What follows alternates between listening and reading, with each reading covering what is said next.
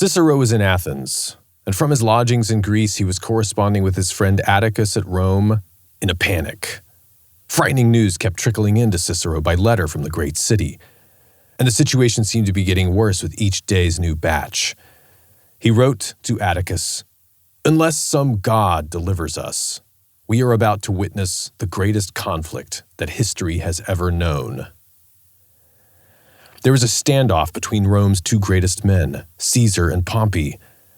Though he'd had his disappointments with Pompey and his quarrels with Caesar, the sort of thing which happens in any long career in Republican politics, Cicero now considered both men his firm friends. And hadn't Pompey and Caesar been firm friends of each other? But now it looked like a war was coming. A war. In the past, it was easy to dismiss this kind of talk as the fevered fantasies of excitable young men. Why should the Republic go to war with itself? Weren't her nobles rich, her urban poor well-fed by generous state handouts of free grain? Wasn't she more prosperous, glorious, and feared by her enemies than ever before? And yet, unlike the excitable young men, Cicero did remember the days of Marius and Cinna and Sulla and the first bloody Roman civil war. He could picture their faces and remember the sound of their voices from the speeches they gave when they drove the Republic's armies against herself. That was so long ago, nearly 40 years had gone by. But Cicero knew it could happen all over again. And if it did, how much worse would it be? How much greater were Rome's armies now? How much larger her fleets? How much richer a supply of war material could she draw on now from her sweeping imperial provinces? How much longer would such a war last, now on 3 different continents? Cicero was a peacemaker and a power broker. Could he get home in time to stop things spinning out of control? Which side would he pick if he were forced to? Within 3 months, in December 50 BC, Cicero was finally back in Rome. But a few days after arriving, he discovered that he was indeed too late, if there had ever been anything he could have done.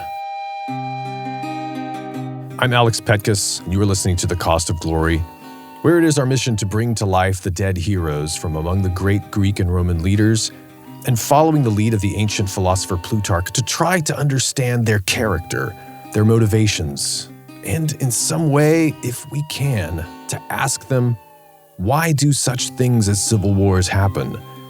Why is it that sometimes the best of allies make the worst enemies?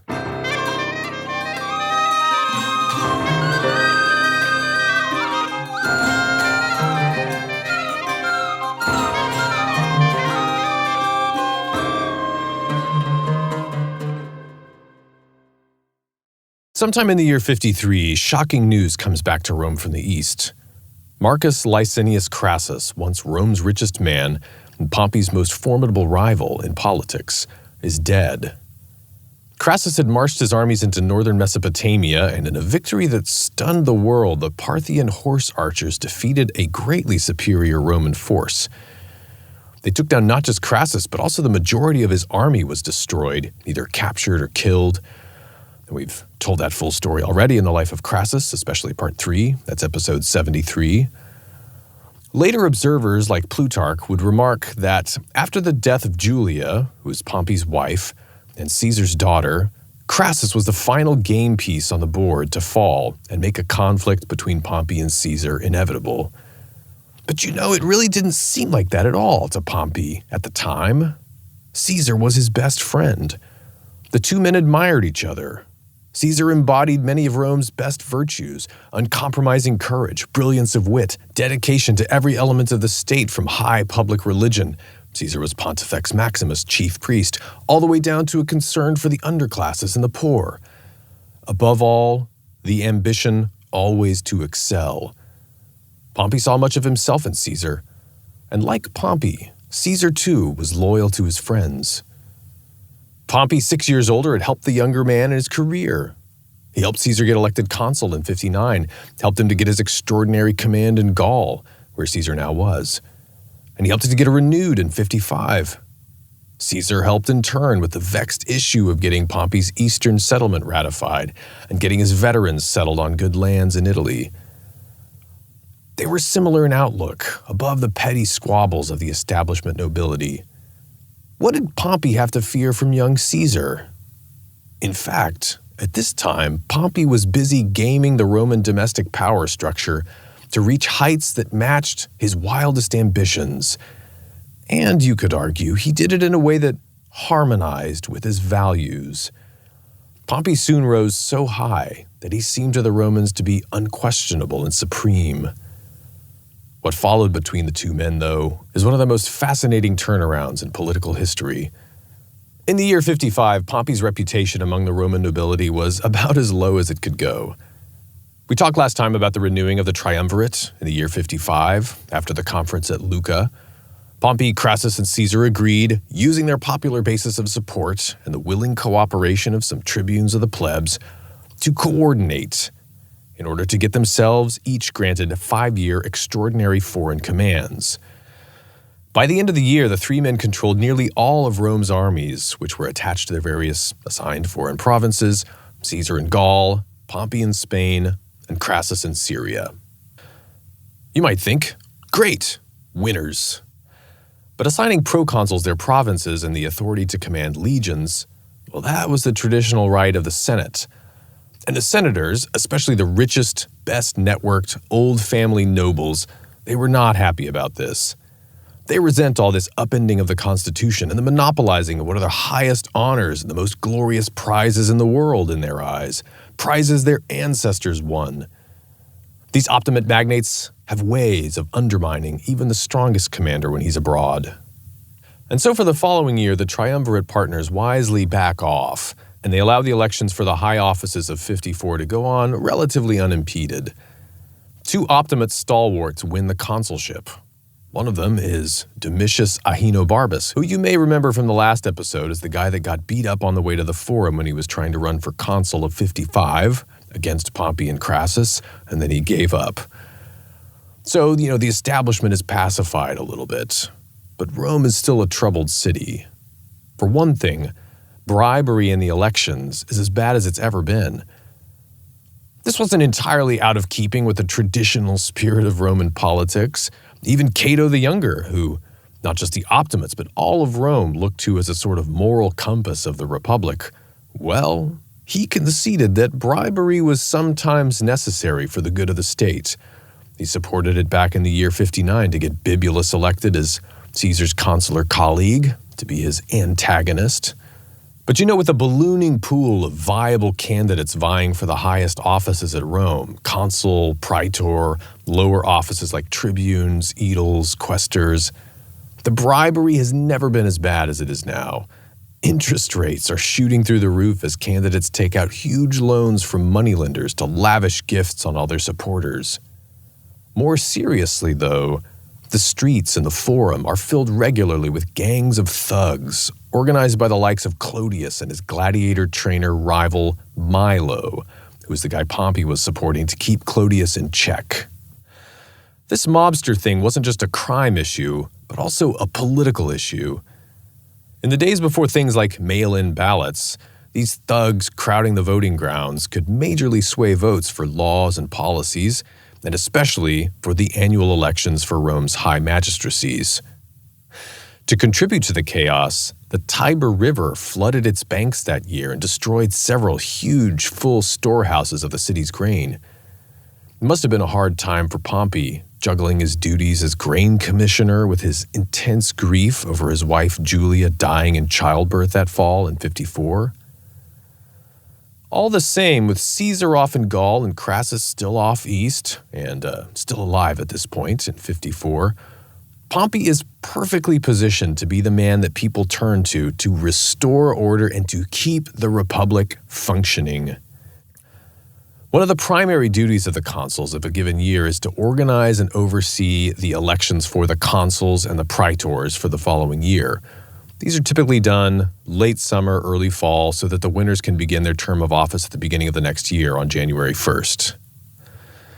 But the violence and disruption gets so bad that the consuls, despite their best efforts, they just can't manage to hold elections in the year 54. They try to organize one day, and then they get a flash mob from one candidate jamming the streets, crowding out their opponents, and then, maybe some official gets paid off by the rival candidate to shout, "I saw a buzzard flying the wrong way," or "I heard lightning." So, the omens are bad, and then everybody has to just go home. These kinds of things are happening constantly. So the year 53, amazingly, begins without any consuls in office. And here we have exactly the kind of situation that really gets Pompey's gears turning. One of the things that used to make Pompey's faithful old friend Cicero pull his hair out sometimes is it was very often hard to figure out exactly what Pompey was up to, and even what he wanted in any given situation.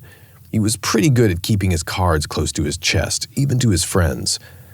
And so in the year's chaos, when one of the tribunes makes a radical proposal to solve the problem, a lot of people in Rome are scratching their heads. The tribune, who happens to be a friend of Pompey, floats a bill that Pompey be elected dictator. Immediately the Optimates, like Cato, throw up their hands. Dictator? The old temporary martial law supreme authority office that Sulla used to rewrite Rome's constitution? Cato excoriates the tribune and he threatens to prosecute him. And of course, Pompey himself immediately begins speaking out against this proposal. No, that's a terrible idea. Yes, admittedly, things are bad, very bad, but the important thing is not to subvert and not to override the Republic, but to restore law and order and the customs of our ancestors, the mos maiorum. And so this tribune backs down, but of course the message was rather clear. Something drastic might need to be done, and the Republic was in need. And Pompey, in fact, already has all the authority necessary to restore order. As you might remember, he already has his extraordinary powers as Rome's grain commissioner, this novel office they concocted for him. And so, with the complicity of the Senate, Pompey fills the city now with his troops. He chases out the mobsters. Even his own man Milo has to retreat to the taverns and dice houses as the Republic's soldiers line the public squares, and they remind everyone what law and order looks like, and remind everyone, by the way, who they can count on to keep the peace. Ever since his conquest of the East, at least, Pompey liked to see himself as an upholder of law and order wherever possible. By the summer of 53, after several months without consuls, Pompey's finally done the job. He's got the consular elections organized and executed, and there are 2 new consuls in office. It's late in the game, but better than nothing. And now, Pompey is exactly where he wants to be. He's the great whale swimming beneath the surface, quietly keeping the sharks at bay so that everyone can stop worrying and keep fishing. Discerning men, though, like the young politician Marcus Caelius, knew what was going on. As he remarked in a letter to Cicero, Pompey has a way of thinking one thing and saying another, though he is not subtle enough to conceal what he really wants. And whatever his tactics were in any given situation, such as this issue with his buddy proposing the dictatorship, whatever plan you could or could not ascribe to his scheming, one thing was becoming clear in Roman politics. If Pompey willed it, he could make it happen. And thank the gods, it was clear Pompey's will was that the Republic continue functioning. And yet, the careful readers of Rome's great historical tradition and the classics of political philosophy, at least the patriots among them, men like Cicero and Cato, they were left pondering a great contradiction.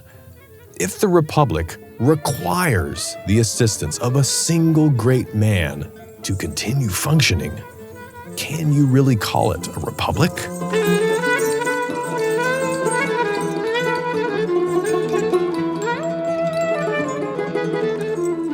Pompey, meanwhile, is playing too big of a game to be troubled by philosophical quibbles about the foundations and authority of the Constitution. It's late that summer, in 53, that news about Crassus's fall at the Battle of Carrhae arrives at Rome. It's a great calamity for the Roman people. So many good men lost. But of course, this news leaves Pompey as unchallenged supreme arbiter of Roman domestic affairs. On top of it all, among the dead was also Crassus's brilliant young son Publius, who Cicero had high hopes for. He was mentoring the youth. And tragically, Publius left his young bride Cornelia a widow. Now this was interesting.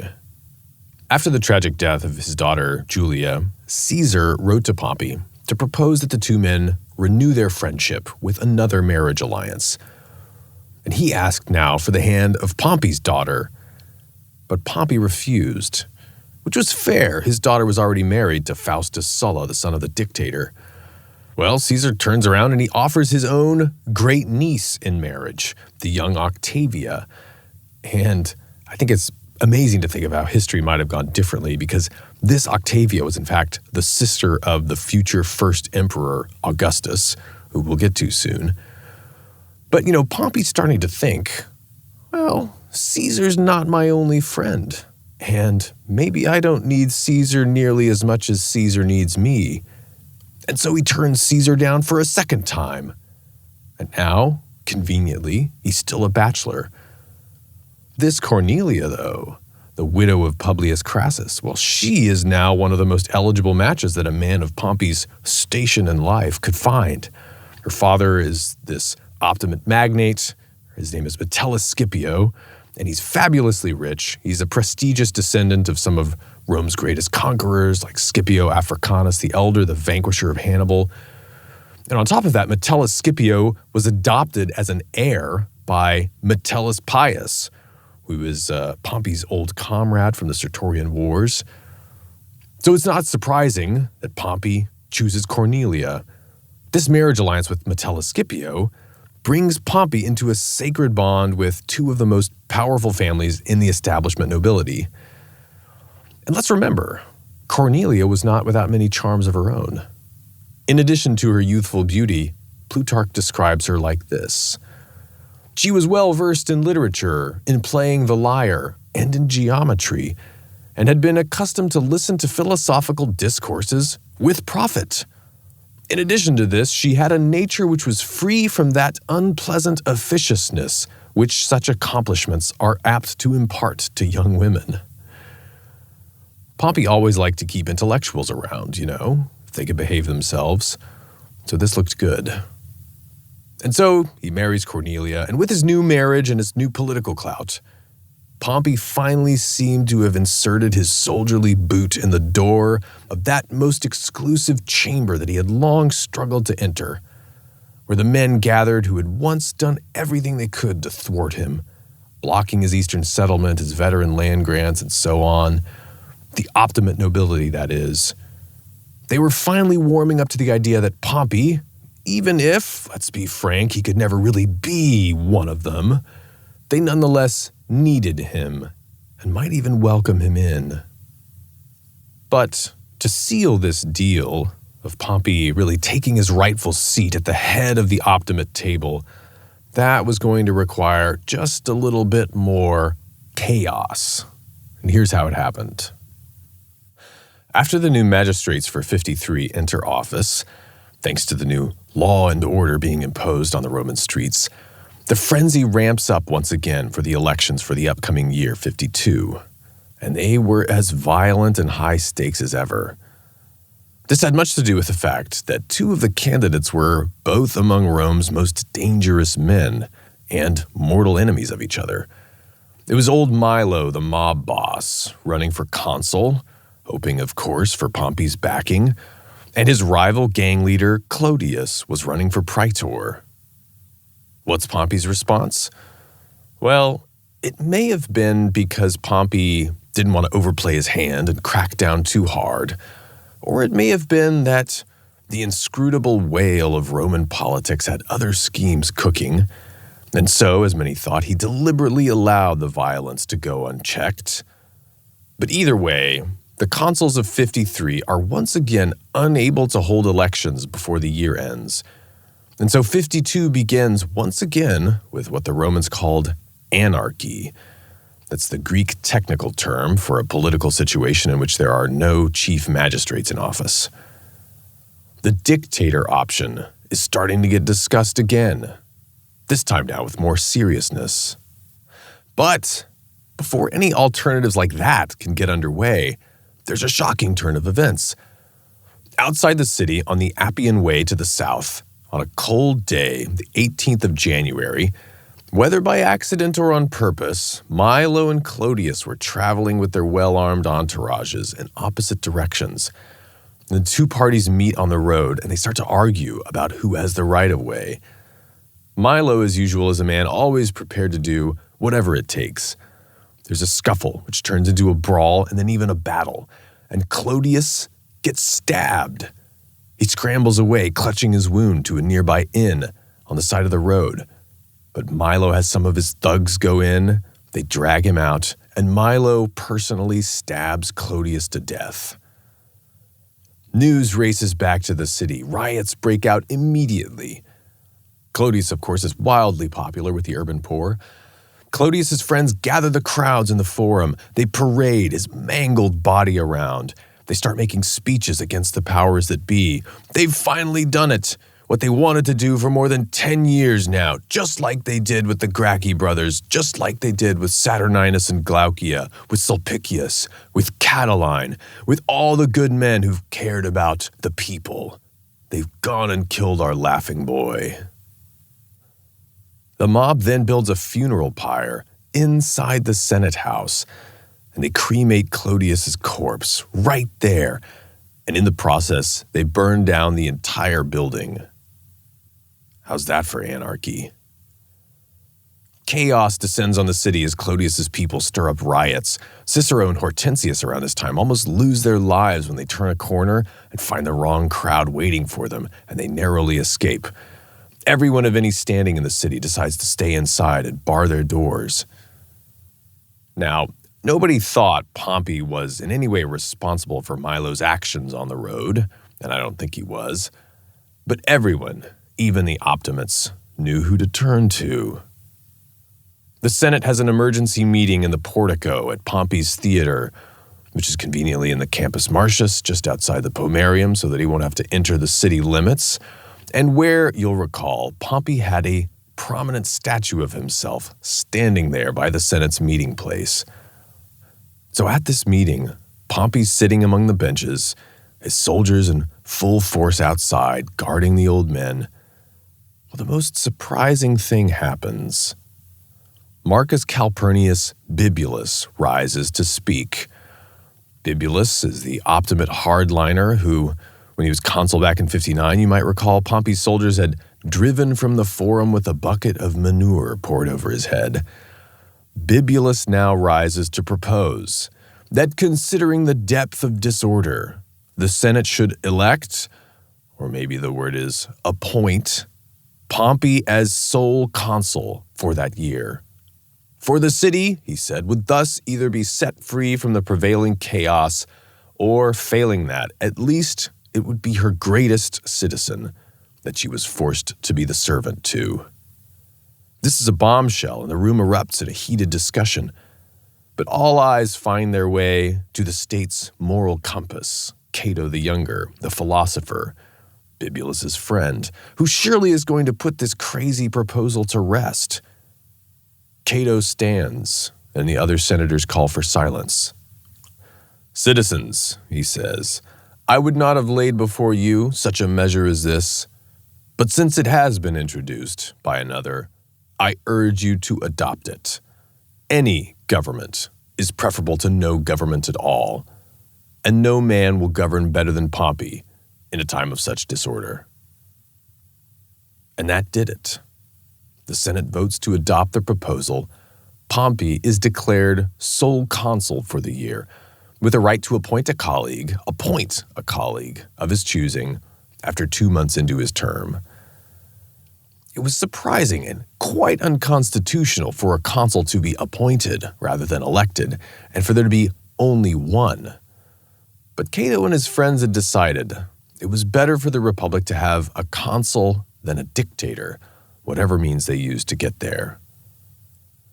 And Pompey is entering this new role, which he long sought in frustration, as the champion of the Republic itself. And so he approaches Cato after the meeting to thank the man who had spent his career obstructing nearly everything Pompey proposed and stood for. And he invites Cato to visit him in his villa in the suburbs, to be his counselor and advisor in the government. And here's Plutarch again on how Cato responded.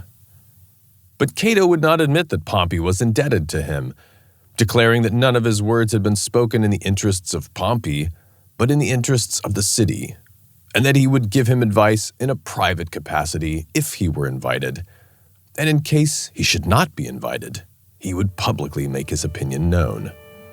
Such, indeed, was Cato in everything.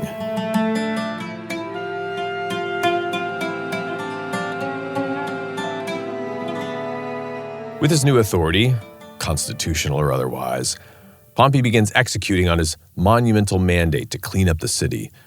His soldiers march in and start keeping the peace in the streets. But much of the rot came from the top, didn't it? So he appoints a new special court to combat the egregious electoral misconduct of recent years, bribery, electoral violence, and other such, peccadillos in the opinion of many Roman politicians. But in this move and in its outcome, I think that we can see further evidence of this decisive shift, both in Pompey's political alliances and, thereby, in Pompey's very conception of himself as the new leader of the Roman establishment. For one thing, a little while into his consulship, he appoints as his colleague in office the new Optimate father-in-law he's got, Metellus Scipio. But this court, Pompey's new court of electoral misconduct, as one of its first active duties, it hears the case against, of all people, Titus Annius Milo, Milo the gladiator trainer, the failed consular candidate, Pompey's thug lord.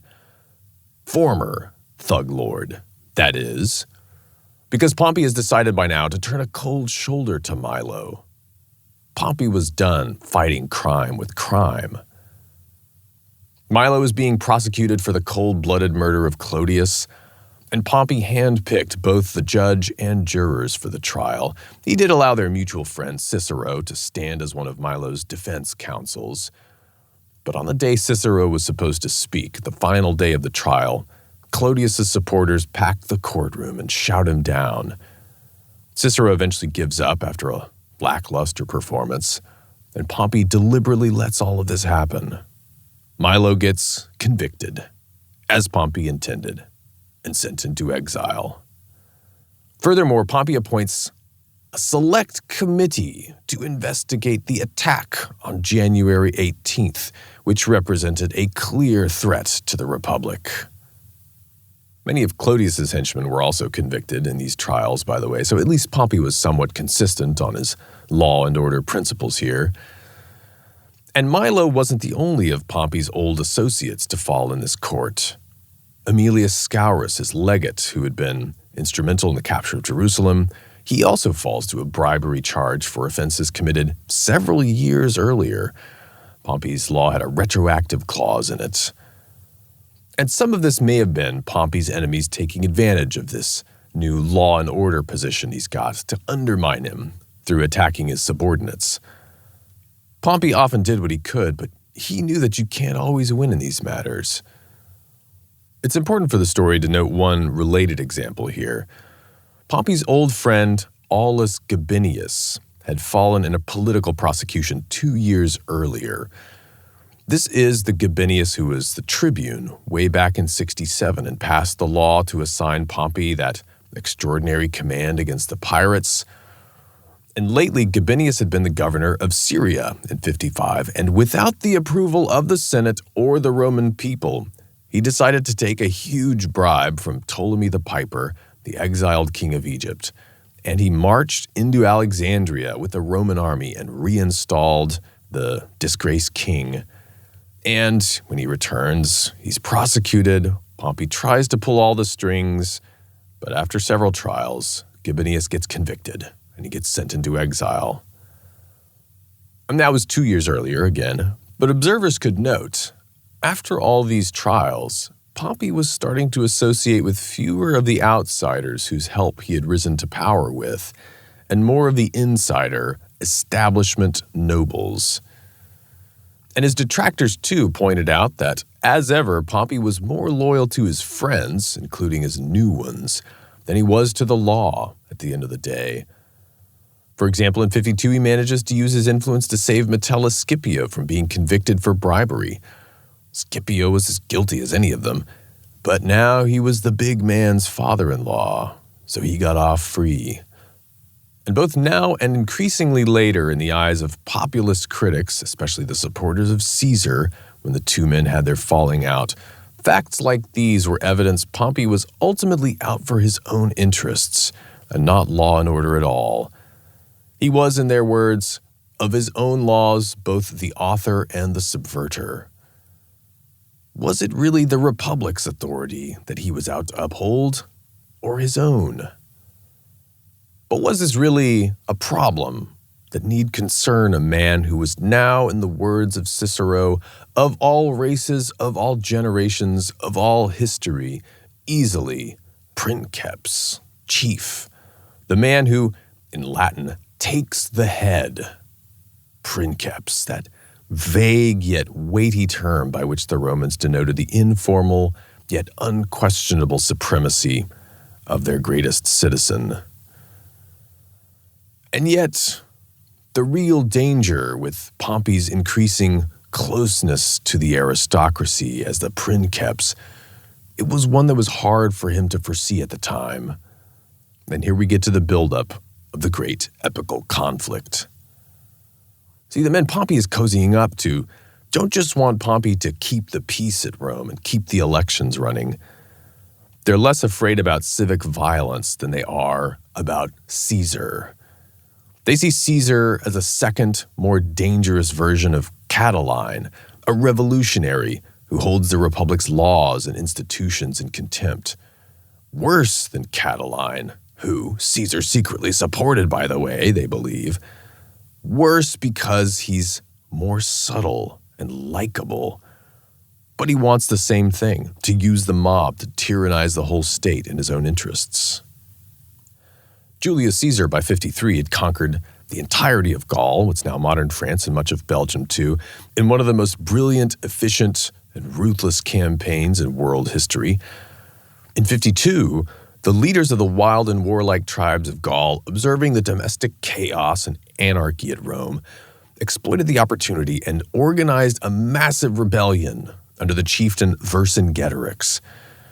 By the fall of 52, Caesar, against incredible odds, he's managed to put down this revolt too, at this huge battle at a place called Alesia.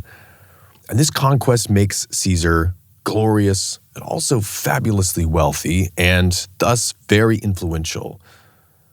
And even though Caesar hasn't been in the city since 59, he's been quite active in domestic politics through his friends and agents. He's always operating in that signature populist mode of his, courting the plebs and the outsiders, challenging the authority of the Senate and the other nobles. And Pompey sees all this, but he doesn't share his new friend's fears. In his eyes, he's got Caesar exactly where he wants him. His old friend Caesar, good lad. As long as the Optimates are more afraid of Caesar than Pompey, moreover, they're going to turn to Pompey to keep Caesar in check. And as long as Caesar is far away, he's exposed, at risk that the Optimates will undermine him on the home front, say, strip him of his command, prosecute his friends in court. Caesar is in need, and Pompey is in a position to restrain cantankerous nobles like Cato, Domitius, Ahenobarbus, and Bibulus from their excesses. And he can do it just enough to keep Caesar always in need of a little bit more help. Pompey holds the balance. He's a fulcrum between the two opposing forces. And Pompey's also feeling secure because Caesar, as everyone knows, is clearly the junior partner. Pompey's 6 years older, he's got greater conquests to his name, greater wealth, clientele. Against this backdrop, in the year of Pompey's sole consulship, Nobles like Cato are clamoring in 52 against Caesar's illegal war in Gaul, and Caesar himself is starting to get nervous. His 5-year extraordinary provincial command in Gaul is expiring soon in the year 50, and Caesar's enemies, Pompey's new friends, are starting to boast about how they're going to give Caesar the Gabinius treatment when he finishes his tour of duty. Gabinius, Pompey's old comrade, prosecuted relentlessly by the Optimates after he returned from Egypt, driven into exile. Caesar is not willing to get the Gabinius treatment. He also wants to be consul again. And so he has a number of his tribune friends propose a special law that will allow Caesar to stand for the consulship in absentia. Now, it's really worth dwelling a moment on a couple of the technicalities here, because this step is kind of key. Now, a provincial governor, a commander, is vested with imperium, supreme authority in his province, and if you have imperium, you can't be prosecuted in a Roman court. But as soon as you, as a commander, cross the pomerium, the sacred boundary of the city, and officially enter Rome, you lay down your imperium, and then you're vulnerable to prosecution. A consul, however, has immunity from prosecution for the full extent of his 1-year office. However, the catch is, in order to run for the consulship, you technically have to lay down your imperium and make your application for candidature in person within the pomerium. So, for several months after Caesar lays down his imperium and before he gets elected, and being elected would be a pretty much sure thing for Caesar, that's exactly when Cato and his friends could get the Gabinius wedge in, prosecute Caesar, and potentially end his political career. So these tribunes proposed this special law allowing Caesar to stand for the consulship while remaining outside the city in absentia. Cato rails against it, of course, but Pompey feels confident that he can make an easy concession to his friend Caesar and at the same time remind the Optimates who's really in charge. Pompey gives the measure his approval, and it passes in a plebiscite. So Caesar's relieved. But then, Pompey turns around and passes another law, as consul, that every magistrate should present their candidacy in person. Caesar's friends raise a cry. What on earth? In person means in the pomerium, means laying down imperium, means Caesar exposed. What? That's double dealing. Pompey's canceled out the tribunary law he just approved of. Aren't you guys supposed to be friends? But Pompey acts as though it were a mere oversight. Oh, well, he didn't mean to abrogate the law the tribunes just passed about Caesar. No. This was regarding other abuses. And Pompey therefore politely adds an amendment to the new law about magistrates presenting their candidacy in person. This law to be valid unless the candidate has been named by law in a special exception. See there, a writer. Pompey's still looking out for Caesar's interests. It was impossible to read Pompey's true thought pattern from his inscrutable, serene, monarchic face, but his actions spoke louder. Caesar could count on enjoying the protection of the law as long as it pleased Pompey the Great.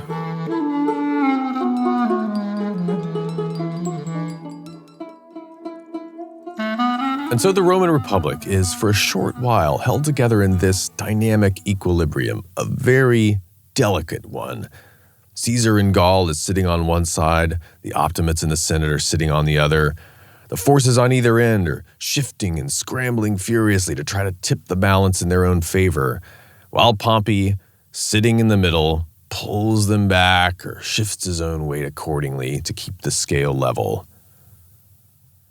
But in the year 51, as Cato and the Optimates hammer in every wedge they can find between the two great men, getting into Pompey's head with talk of the dignity of the Republic and the mos maiorum, the threat of Caesar, Pompey starts to verge more and more toward the side of his new friends and the establishment nobility.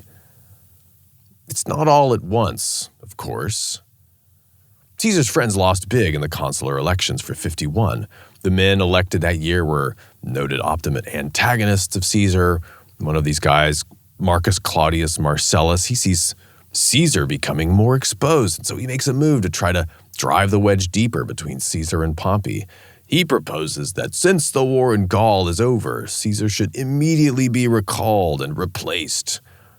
But Pompey pushes back hard. Hey, this would be a challenge to Pompey's own authority. He, after all, was the one responsible for the law granting Caesar the 5-year command, and it wasn't due to expire until the year 50. But whether it was the constant encouragement of his closest advisors in private, or the incessant speeches of the Optimates being made against Caesar's illegal wars, alleging Caesar's tyrannical ambitions, or whether it was Pompey's own read on Caesar's real character, realizing to his dismay that he and his faraway friend both wanted only one thing, and that thing was something only one of them could have. Probably some combination of all the above. Pompey gradually warms to the idea that the real challenge to his authority is not the Optimate home front politicians attacking his own judgments like they always have, and they still are, now and then, by the way, but rather it is Caesar who is the real threat to his supremacy. The Caesar question starts to dominate all discussion amongst the leading men of Rome, the meetings of the Senate, at private dinner parties, and the tribune's harangues to the plebs in the forum. What's Caesar going to do when his command ends? What are the Optimates going to do? It's the sort of thing everyone's got to have a take on. Pompey more and more makes his position known. His preference is that Caesar be allowed to stand in absentia for the consulship as he wants and enjoy the immunity from prosecution that arrangement allowed, provided that Caesar first give up his command in March of the year 50 and dismiss his armies. Caesar has 10 legions or so, nearly 50,000 men. Well, this proposal would honor the letter of that special tribunary law that Pompey just approved of the year before, but the extra requirement about dismissing his armies, well, that would remove from Caesar all the leverage that he had. The Optimates might be frustrated by their inability to prosecute, but it would remove all their fear. Heck, many of them would see Caesar as contemptible at that point. Why even bother harassing him if he has no army? Most importantly, it would make Caesar completely dependent on Pompey. He'd be safe, but he'd also be exactly where Pompey wanted him. And moreover, Pompey and his friends could point out, hey, hadn't Pompey magnanimously dismissed his armies when he first set foot in Italy after his return from the East back in 62? What better gesture to show that you're no Sulla than by laying aside that ominous, unspoken threat for all to see? But this seemed unfair to Caesar's friends. Caesar would be effectively at Pompey's mercy for 9 whole months between March and the beginning of his consular term on January 1st. They could and did also point to the fact that Pompey had 7 legions active in Spain. Pompey, by the way, had just had his own command renewed there for another 5 years. And Pompey had also been renewed in his extraordinary command as the grain commissioner too, and he has many warships at his command as a result, and soldiers scattered in garrisons all around Italy. All this talk of Caesar becoming too powerful and supposedly threatening the state, the integrity of the republic.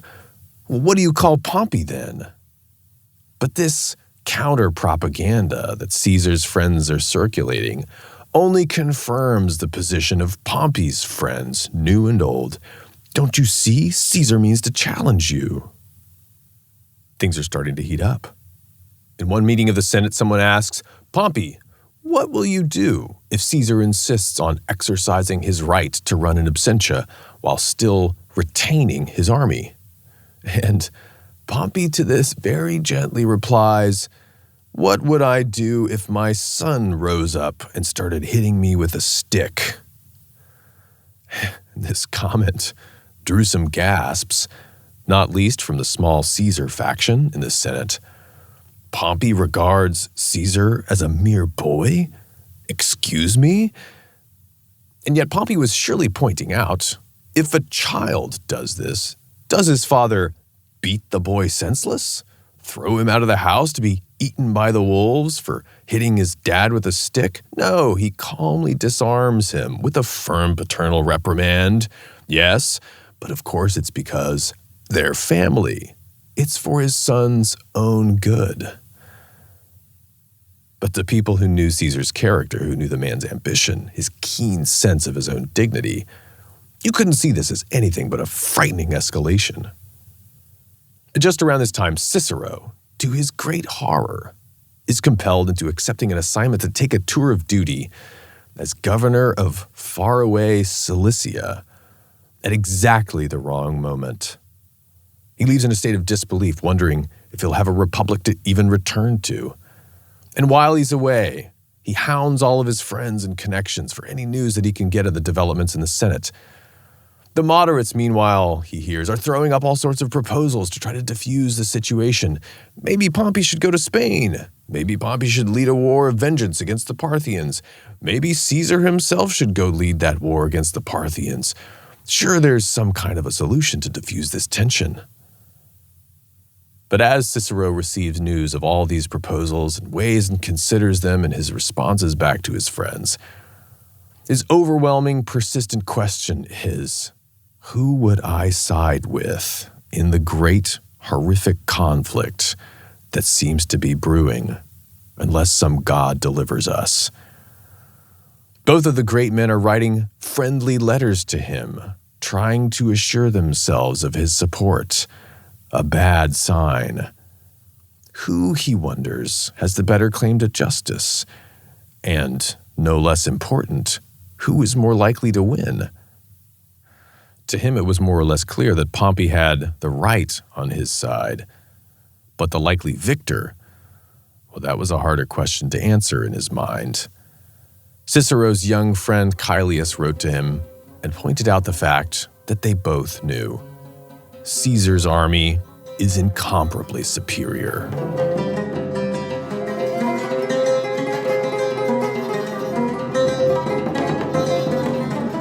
But soon, a really shocking thing happens at Rome. One of the tribunes elected for the year 50 is an ambitious young Optimate named Curio. The senatorial party, the conservatives, are counting on Curio to be a voice of wisdom and stability and lead the college of 10 tribunes against Caesar. But, to everyone's amazement, Curio switches sides.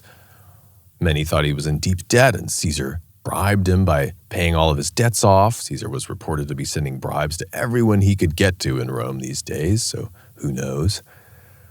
Curio proposes a bill to the Senate that Caesar and Pompey should both give up their extraordinary commands and both disband their armies. To the moderates, of course, and to the Caesarian faction in the Senate, not to mention the general Roman populace, this seemed eminently fair. The simple fact was clear enough. Rome's two greatest men were at odds.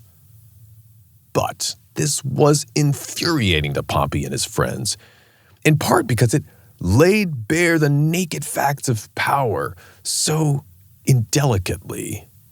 It suggested that Pompey and Caesar posed an equal threat to the Republic. This ignored and completely repainted Pompey's carefully crafted image of himself as an arbiter of the Constitution, as a defender of law and order, and of the legitimacy of the Senate. It was intolerable. But Pompey still wanted peace, and he wasn't sure of entrusting his chances to the fickle gods of war. He makes some concessions. Okay, Caesar can disband his armies mid-November of 50 instead of March 1st of 50. Then it'll only be 6 weeks that Caesar is exposed, till January 1st when the consular term begins. Caesar and Pompey spent so long as the best of friends, as family. Can't Caesar just trust him and put this matter aside? But Caesar had lost all trust in Pompey, so it seemed. and Pompey knew he had given Caesar reasons to doubt their friendship. A few years earlier, Pompey lent Caesar one of his legions, around 5,000 men, to make up for losses against the Gauls. And then more recently, the Senate had ordered Pompey and Caesar each to dispatch one of their legions to the east to handle disturbances on the Syrian border with the Parthians. Caesar dutifully sent a legion back to Italy to prepare for the expedition. But Pompey listened to some of the Optimate hardliners, and he responded with all too much cleverness, and he called back not one of his many other legions, say the Spanish ones, but he instead recalls the legion that he had lent to Caesar, effectively making Caesar lose 2 and Pompey lose none. And these legions were now still in Italy by a special order of the Senate for the defense of the home front. It was a bait and switch. How is this the action of a trusting or trustworthy man? A guilty conscience doubles down, stuffs its ears to reasonable objections, breaking trust further. And yet, was it even an issue of trust at this point? Pompey wanted peace, but it seemed like the only way to reach peace was going to be to acknowledge Caesar as an equal. Caesar wanted to step into the void left by Crassus. But Pompey these 4 years had gotten too used to Rome without Crassus. Rome was better without him. And now, how can the princeps of Rome, its first citizen, have an equal? What could Pompey do? He was racked with indecision, trying so many options to restore the status quo where they were both friends again, but the proper hierarchy was recognized. Was it possible now? At last, something changed in Pompey's mind decisively. Was it the work of a god? In the summer of the year 50, Pompey falls deathly ill with a fever while vacationing in Naples. Perhaps it was malaria, but it looked to his doctors for a bit there like it might be fatal. And fear seizes the Roman establishment at the news. Word spreads all around Italy. Cities throughout the land offer sacrifices and vows to the gods for his health. Cities, mind you, many of whom count numerous communities of his retired veteran soldiers in their citizen ranks, soldiers who were gentlemen now, leading men in their own homes. Pompey ends up making a full recovery. The cities again offer sacrifices and votives of thanksgiving. They declare holidays and celebration. No Roman official ever received such treatment before. Pompey makes his way back to Rome, and on his way, the streets and byways are crowded with well-wishers, throwing streamers and confetti, singing him songs of praise. Commoners who knew about him only from his fame and the portraits of him standing in various public squares, they come out to see the great man, and his old soldiers show up to cheer on their glorious commander, strong once again. And it seems Pompey returned a changed man. He had clarity at last. The sacrifices had worked, hadn't they? The people had shown their support. He felt sure Italy and its protecting spirits were firmly on his side. Another bit of very interesting news comes to him. The proud aristocrat Appius Claudius Pulcher returns from a senatorial embassy paying a visit to Caesar in Gaul. Pulcher's daughter, for what it's worth, was married to Pompey's son. And this man, Appius Claudius, he boasts to Pompey about how morale is terrible among Caesar's troops. There's talk of mutiny. Caesar is weak, he says. And whether it was true or not, Pompey believes him. Very well, then. Pompey now looked at the situation with peaceful confidence. Caesar, in his pride, needed to be brought to heel. And if he wouldn't be, he would have to pay the full price, whatever it takes. This was what the Republic required.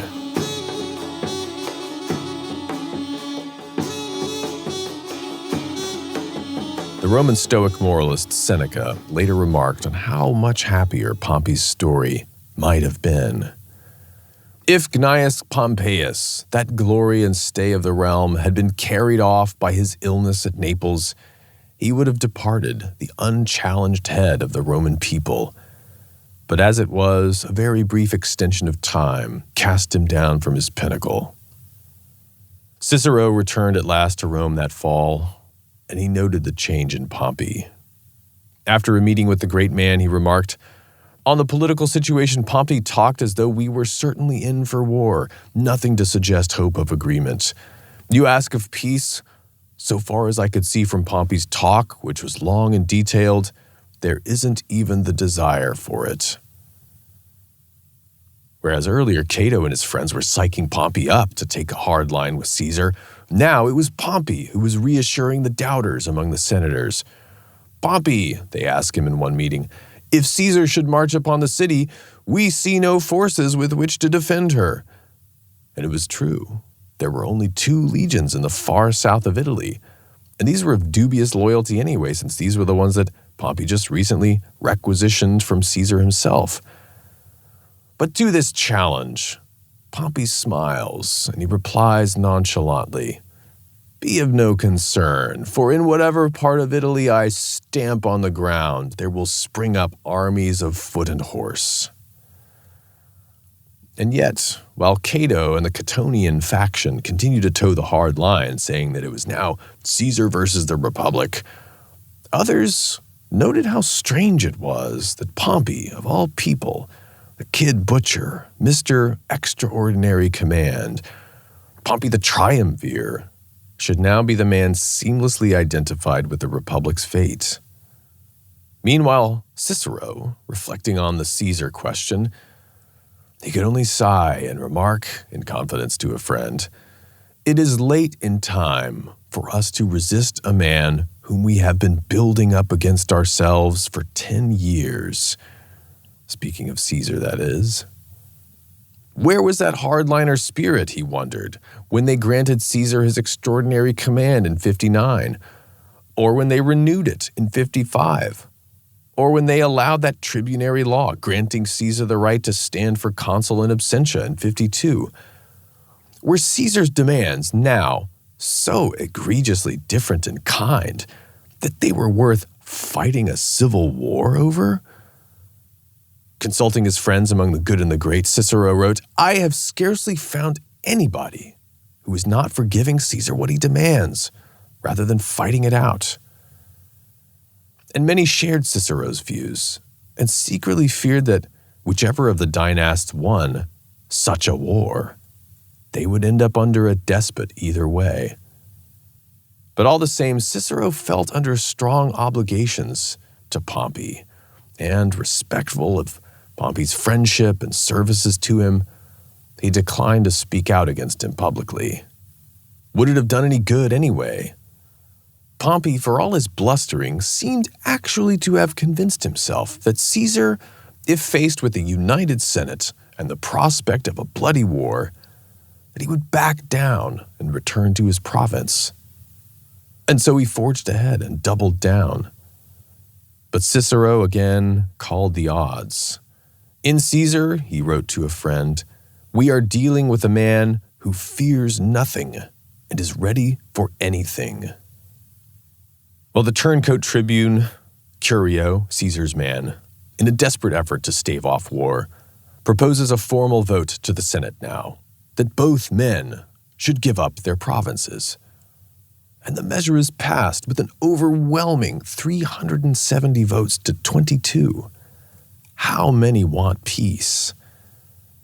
But before the Senate can formalize the decree, the consul Marcellus, another hardliner, unilaterally dismisses the meeting. And the ratchet keeps tightening. By now it was December of 50 BC. Caesar was in winter quarters at Ravenna, in northern Italy, just inside the border of his province, what was then called Cisalpine Gaul. So many red lines have been crossed that when rumors fill the city that Caesar is marching on Rome, they're widely believed and they cause a panic. The consul Marcellus now takes the opportunity to lead a solemn procession of senators out to Pompey's Alban villa. Marcellus approaches the conqueror of the East, He draws his sword and offers it to Pompeius Magnus. Pompey, the consuls order you, in the name of the Senate and the people of Rome, to take control of the troops in the south, raise the armies, empty the treasury if you must, defend the city. And Pompey, with some trepidation, looks at Marcellus and says, "If there is no better way," and he grasps the blade. The rumors about Caesar's march turn out to be false this time, somewhat to Pompey's relief. But more uncompromising ultimatums return soon from the shadow in Cisalpine Gaul. They're read aloud in the Senate. Let both sides lay down arms. Let the state be spared from war. Aha! A clear threat. How could a reasonable person read it otherwise? Cato shouts, "Pompey, don't let yourself be deceived." But Pompey didn't need any encouragement here. He fully agreed. This was a provocation. The Senate sends another ultimatum back to Caesar on January 1st. Back down. Emissaries from the Senate go back and forth through the winter cold, furiously trying to hammer out some solution. They fail to do so because the facts were immovable. Caesar was not willing to tolerate anything less than equality with Pompey, and Pompey was unwilling to tolerate Caesar as a peer. Equality would amount to defeat. To him, it was zero-sum. One of Caesar's right-hand men, the young Mark Antony, has recently been elected tribune of the plebs. He has a conciliatory letter of Caesar to present to the Senate, but the consuls flat out refused to allow it to be heard in the House. And so, in a blatant rebuke to them, Antony calls the mob together in the forum and he reads aloud the letter of Caesar before the people of Rome. Clear proof of Caesar's defiance, wasn't it? The consuls and the hardliners are through letting Caesar use Rome's public bodies as his instruments of war propaganda. On January 7th, the Senate meets and passes the ultimate decree, as they called it, the famous Senatus Consultum Ultimum. Let the consuls and the proconsul Pompeius see to it that no harm come to the state. And this was the formal declaration of martial law. And Caesar's friends, notably the tribune Mark Antony, by this decree, they're given fair warning that if they try to interfere anymore in the emergency business of the Republic, the Senate and the magistrates could not be held responsible for their safety. Curio and Antony make fiery speeches in the Senate and in the Forum, warning of fire and blood and proscriptions and terror, for all of which the arrogance of a small faction in the Senate was to blame, in their words, a small faction of men with some invidious personal quarrel with Caesar. And then Antony and Curio flee the city. They hide in a rented cart disguised as slaves, and they join up with their commander in the north. The border between Italy and Cisalpine Gaul in those days, that is, the limit of Caesar's legal authority as proconsul, was a small and insignificant stream between Ravenna to the north and Ariminum to the south, modern Rimini. It was called the Rubicon. To cross it with an army would be tantamount to an act of war on the state. On January 10th, 49 BC, Caesar stood on the riverbank and, as Plutarch says, like one who casts himself from a precipice into a yawning abyss, he closed his eyes and uttered the famous line, "Let the die be cast." And with that, he made his way through the shallow waters.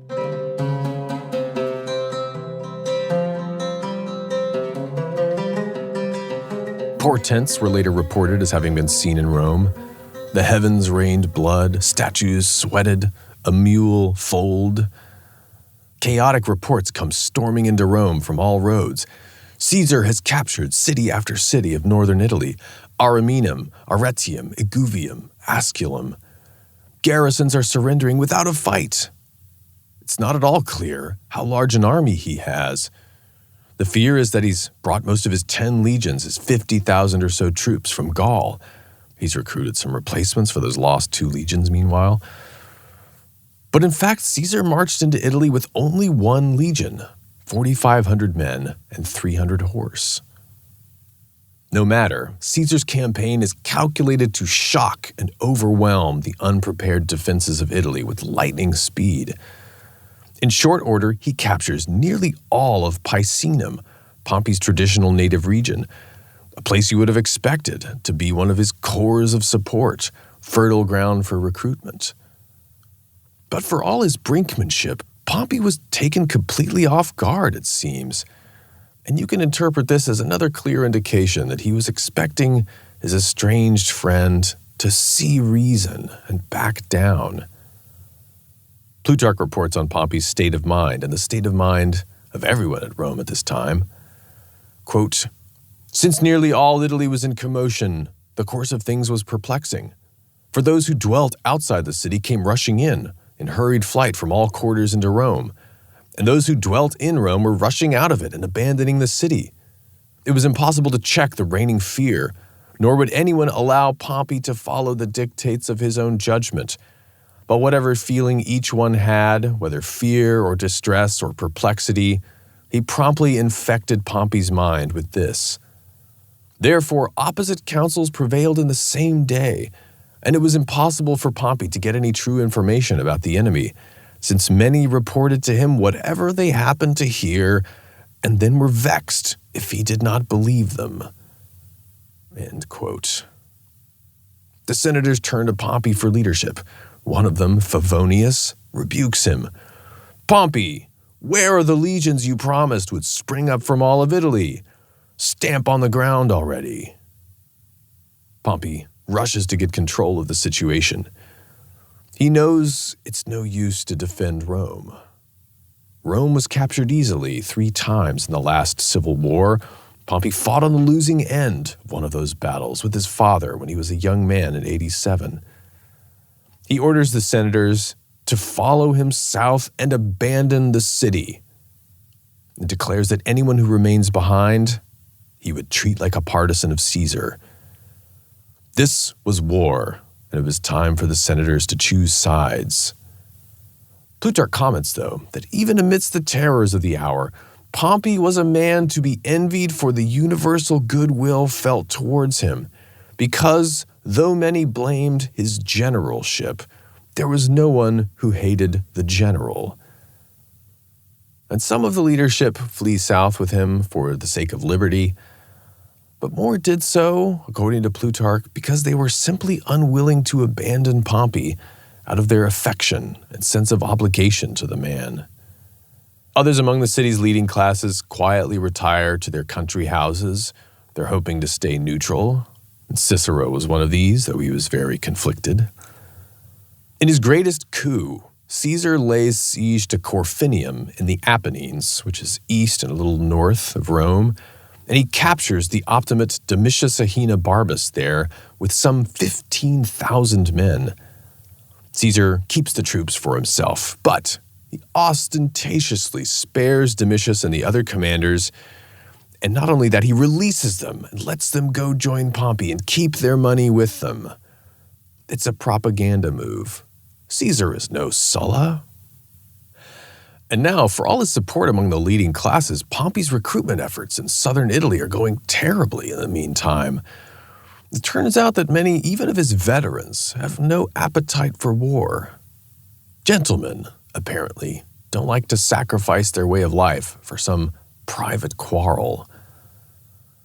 But he manages to pull together about 6 legions, 30,000 men, the majority of them green new recruits, and he summons them all to Brundisium, which is the eastern port near the heel of Italy. Caesar has now been joined by 5 more legions from Gaul, and with the other captured and the defectors from Pompey, this brings his total up now to 60,000 in Italy. Caesar knows what Pompey's planning, so he bypasses Rome and he heads straight for Brundisium. Pompey sends ahead half of his forces on ship to Greece across the Adriatic, and then with the rest of his men he braces at Brundisium for a siege. Caesar arrives at Brundisium. He sends in one of Pompey's friends, who he's captured, to try to offer fair terms. Let's both surrender our armies. Come to peace. Let's meet in person. Please, let's talk. Was it a trick? Did it really matter to Pompey at this point? A settlement now could only be to Caesar's advantage. Pompey has a master plan of his own. He refuses to meet.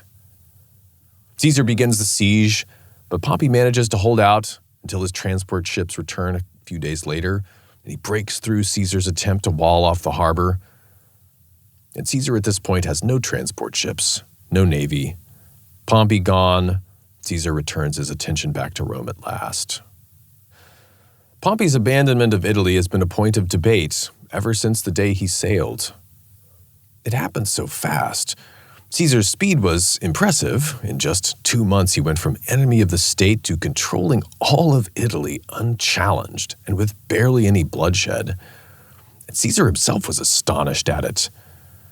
But Pompey told his followers that it was all part of the plan, that he was imitating Themistocles, who abandoned Athens and took to the seas when King Xerxes invaded in the Persian Wars. And hadn't the great Camillus done the same centuries earlier when the Gauls invaded Rome? We'll get to those stories when we cover the biographies of those men soon enough. And Cicero suspected that Pompey had worked this whole flee Italy plan out in his head over 2 years ago. And if you think about it, Pompey had Caesar exactly where he wanted him now, didn't he? Sure, Caesar has Italy and Rome, but Pompey has 7 legions in Spain, and he's got Caesar flanked, maybe for the long haul. Sertorius held out for nearly 10 years in Spain, didn't he? And Pompey's now got control of the entire East and vast legions there, and his richest and most powerful clientele are there too. Here's Plutarch on Pompey's war preparations once he arrives on the western coast of Greece. In the meantime, a great force was gathered by Pompey. His navy was simply irresistible, since he had 500 ships of war. That part is really key. While the number of his light galleys and fast cruisers was immense. His cavalry numbered 7,000, the flower of Roman Italy, preeminent in lineage, wealth, and courage. And his infantry, which, yes, was a mixed multitude and in need of training, he exercised at Beroia, not sitting idly by, but taking part in their exercises himself, as if he had been in the flower of his age. I love this next part here. And indeed, it was a great incentive to confidence when they saw Pompey the Great, who was now 60 years of age, less too, but who nevertheless competed in full armor as a foot soldier, and then again as a horseman drew his sword without trouble, while his horse was at a gallop, and put it back in its sheath with ease. While in hurling the javelin, he not only displayed accuracy but also vigor in the length of his cast, which many of the young men could not surpass. And listen to the kind of men here who are joining Pompey's side. Here's Plutarch again. There kept coming to him also kings of nations and potentates, and of the leading men from Rome there were enough about him to form a full senate. And they do end up having a kind of rival government in exile. Going on here, Labienus also came, having deserted Caesar, though he had been his friend and served under him in Gaul. Labienus, a very talented general, a ruthless man. Going on, and Brutus, a son of the Brutus who had been put to death by Pompey in Gaul. Do you remember that from the first episode in the Lepidon Revolt of 78? Brutus, a man of lofty spirit, who had never spoken to Pompey, nor even saluted him before, because he held him to be the murderer of his father, but now he put himself under his command, believing him to be a deliverer of Rome. This is the Brutus who later went on to assassinate Caesar. And let's not forget one more holdout here that did finally come. Cicero, too, although he had advocated other measures in his writings and his speeches in the Senate, nevertheless was ashamed not to be of the number of those who risked all for their country. There came also Titius Sextius, a man of extreme old age and lame of one leg, into Macedonia. The rest laughed and jeered at him, but when Pompey saw him, he rose and ran to meet him, counting it a great testimony that men past the years and past the power of service should choose danger with him in preference to their safety." End quote. Pompey was going to use these forces to lock Caesar out of the east, while his veteran legions in Spain squeezed him from the other side. And yet, men like Cicero are getting frightened by the conversations going on in the inner circle. Pompey would retire to his closest friends, men like Theophanes of Mytilene, the Greek historian, to whom, Cicero observed, Pompey much deferred. And they would rile Pompey up and get the conversation going about what they were going to do to their enemies when they won. Proscriptions, reprisals, confiscations of property. They brought up the name of Cicero's dear friend, his rich friend, that is, Atticus, an Epicurean peace lover who stayed in Rome and reconciled with its new master. Cicero heard Pompey utter ominous words. "Sulla could do it. Why can't I?" And men like Theophanes could find numerous precedents from the troubled history of the Greek city-states to back up this kind of plan. Sulla ended the violence, didn't he? Sometimes you have to do whatever it takes. And to execute his master plan, Pompey was planning to blockade Italy with his gigantic fleet. He was willing to starve Rome out. In fact, his plan depended on it. Imagine the ravages to the countryside, the famine, the plunder, after a war of the scale Pompey was now committed to, and perpetrated in no small part by levies of merciless barbarians from the east. It was dizzying. Cicero, a few years earlier, had written a best-selling philosophical dialogue on the Republic, De Re Publica, sadly now only preserved in fragments. He had discoursed with Pompey about its contents on a leisurely day at a country villa. It seems so long ago. On the qualities of the good statesman who always makes his first priority the well-being of his citizens. Was this plan the work of a good statesman?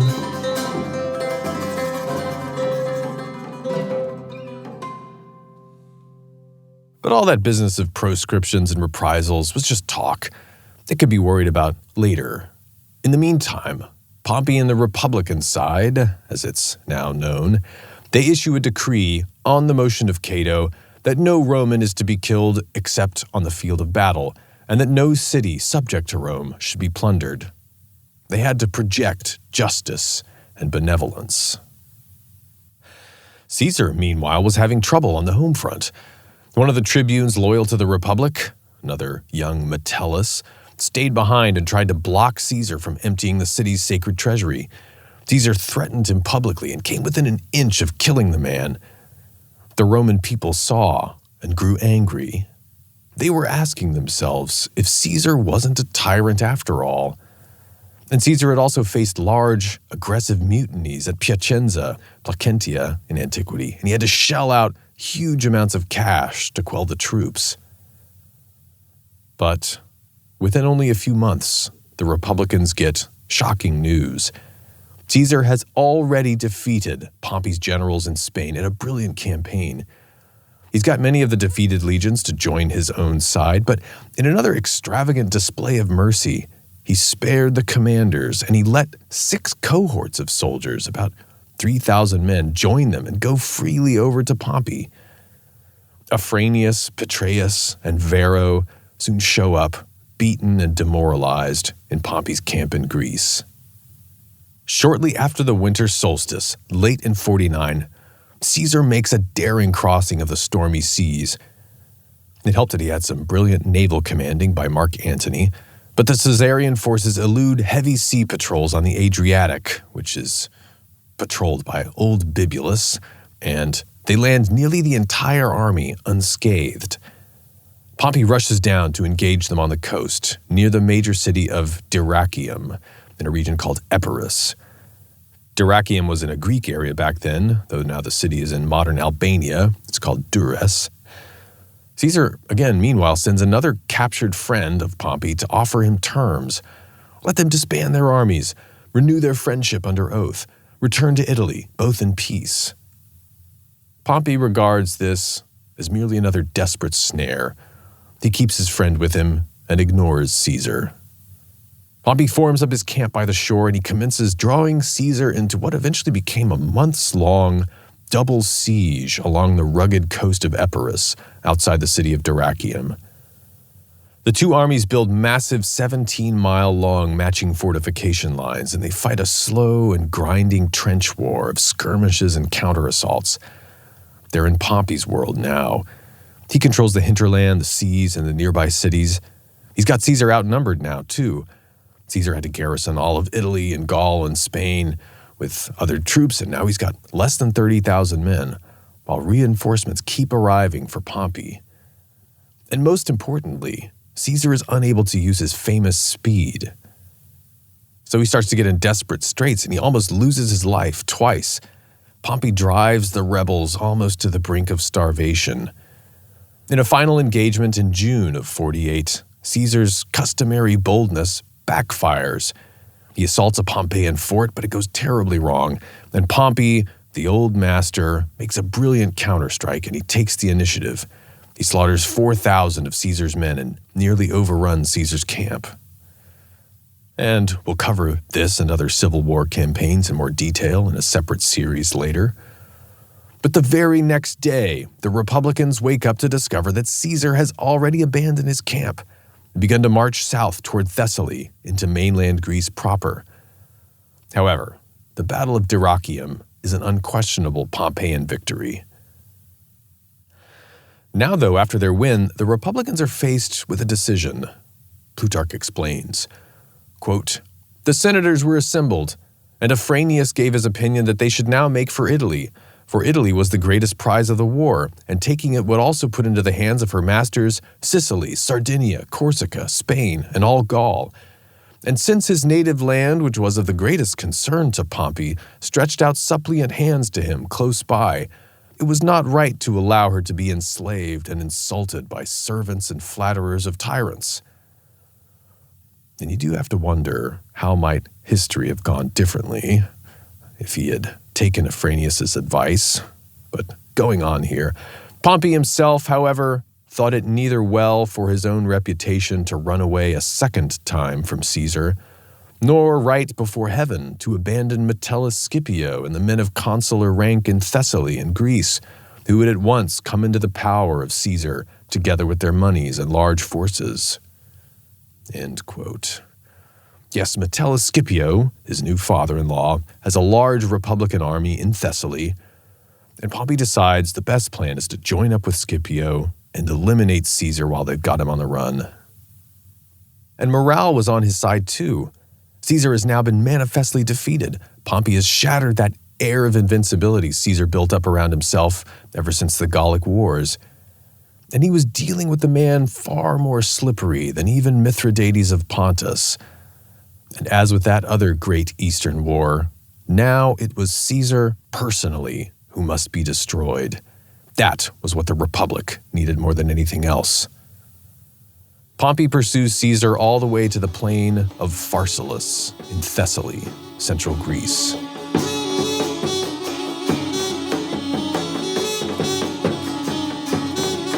At this point, however, with the armies camped within range of each other, the high spirits of the Republicans begin to work against Pompey. Pompey allows his soldiers to salute him as imperator, and he begins writing to distant kings and generals and cities in the tone of a victor. Some men even, of their own accord, they send word to Pompey's wife, Cornelia, in Lesbos. He sent her there for safety, with glad tidings that the war was all but finished already. Pompey himself is doing his best to keep cool. His clear, thought-out strategy is to avoid the risk of a battle, which would play to Caesar's strengths. Pompey knows his men are still mostly new recruits, while Caesar's troops are hardened veterans, aging, murderous men, devastating in a quick battle. But for the other duties of campaign, such as long marches, changes of position, digging trenches, and building walls, They're slower and weaker because of their years. Pompey controls the seas, the countryside. He's amply supplied. Caesar has to fight and forage for everything he needs. Caesar and his men are eager to come to close quarters and fight hand-to-hand without delay. Pompey knew better. But when the Republicans get to Pharsalus and meet up at last with Metellus Scipio and his army, Pompey can no longer restrain them. They cry out to him, "Caesar's in flight! Finish the job, Pompey!" Some senators are already sending their attendants to Rome to rent and buy houses near the Forum so that they can best be positioned to become candidates for office in the next year's elections. Domitius, Ahenobarbus, and Lentulus, and Scipio are all disputing over who is going to take Caesar's office of Pontifex Maximus. Domitius even starts accusing Pompey of prolonging the war in order to prop up his own influence. He calls him Agamemnon and King of Kings, and makes Pompey odious. Plutarch comments, "With these and many similar speeches, they forced Pompey from his settled purpose, a man who was a slave to fame and loath to disappoint his friends." I think that's very insightful on Plutarch's part. And they dragged him into following after their own hopes and impulses, abandoning his best-laid plans, a thing which even in the master of a ship, to say nothing of a general in sole command of many nations and armies, would have been unbecoming. Some of them were already going about among the soldiers and canvassing for consulships and praetorships, as if it were Tigranes the Armenian camped over against them, or the king of the Nabateans, and not that Caesar and that army who had taken by storm 1,000 cities, subdued more than 300 nations, and fought unvanquished with Germans and Gauls in more battles than one could number, taking 100 times 10,000 prisoners and slaying as many after routing them on the battlefield. End quote. And Pompey kept his anger at all this hidden. In spite of his feelings, he said nothing. Out of hesitation and fear, as though he were no longer in command, but under someone else's command. And he decides, against his better judgment, to give battle to Caesar in the fields of Pharsalus. This was going to be it, a stake-all battle in which he planned to crush his good friend, his mentee, his father-in-law, Julia's father. A man so similar to him, a man he admired. How could he not? A worthier foe than he had ever faced. The truth is, of all the senators assembled there, none of them respected Caesar more than Pompey did. No one more feared his prowess in war. On the eve of August 8th, 48 BC, Pompey lay down to troubled sleep, and he had a dream that Plutarch records. He dreamed that as he entered his great new theater, the people clapped their hands, and that he decorated a temple of Venus Victrix, Venus the Victorious, with many spoils. On some accounts he was encouraged, but on others he was depressed by the dream, for he feared lest the race of Caesar, which went back to Venus, was to receive glory and splendor through him. Then certain panic tumults which went rushing through the camp roused him from sleep. And then there's a meteor too.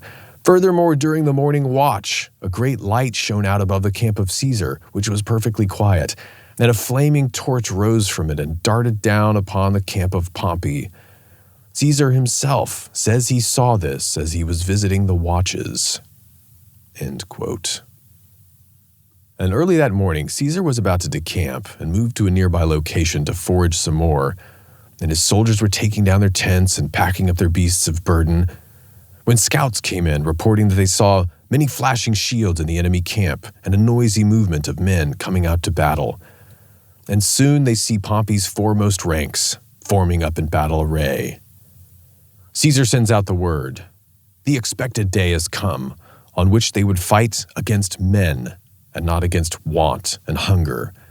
And he orders the purple tunic to be hung from his tent, that being the Roman sign for a battle, as Plutarch notes.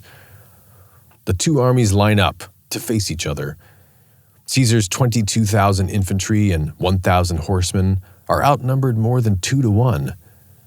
And so Pompey has great hopes of victory. On his side, there are some 45,000 infantry, and his greatest strength, an overwhelming cavalry advantage of 7,000 to Caesar's 1,000. Pompey sees Caesar has his famous 10th Legion, his most elite and deadly unit, formed up on Caesar's right wing, with Caesar personally leading among them, with the rest of his own meager cavalry beside. Pompey himself moves his cavalry into position on his own left to match them, and personally accompanies them there, on the left, to meet his foe face to face. Pompey is betting everything on that cavalry, that they will overwhelm Caesar's right, punch through, flank, and encircle the rest of the army from that side. And his strategy was not altogether unsound. But meanwhile, Caesar, at the last minute, behind the cover of the front lines, moves 3,000 of his infantry, 6 cohorts, from a position on his own left to a position in reserve on his own right, directly behind himself, out of sight, to lie in ambush for Pompey and the Republican cavalry. These infantry he has been quietly, specially training throughout this campaign to fight using novel anti-cavalry tactics. He knows Pompey's advantage. Caesar is staking everything on punching back where he knows Pompey will punch the hardest. Here's Plutarch again. And now at last the signal was given on both sides, and the trumpet began the call to conflict. And of that great host every man sought to do his part. But a few Romans, the noblest, and some Greeks, men who were present without taking part in the battle, now that the dreadful crisis was near, began to reflect upon the past to which contentiousness and greed had brought the sovereign Roman state. For with kindred arms, fraternal ranks, and common standards, the strong manhood and might of a single city in such numbers was turning its own hand against itself, showing how blind and frenzied a thing human nature is when passion reigns. For had they now been willing quietly to govern and to enjoy what they had conquered, the greatest and best part of earth and sea was subject to them. And if they still desired to gratify their thirst for trophies and triumphs, they might have had their fill of wars with Parthians or Germans. Besides, a great task still remained in the subjugation of Scythia and India, and here their greed would have had no inglorious excuse in the civilization of barbarous peoples.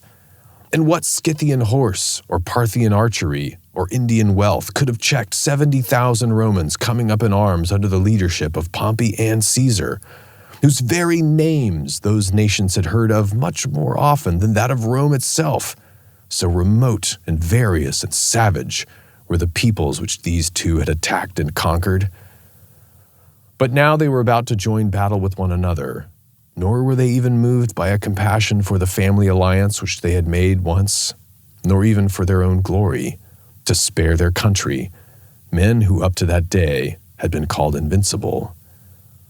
End quote. Caesar waits a while for Pompey to make a move.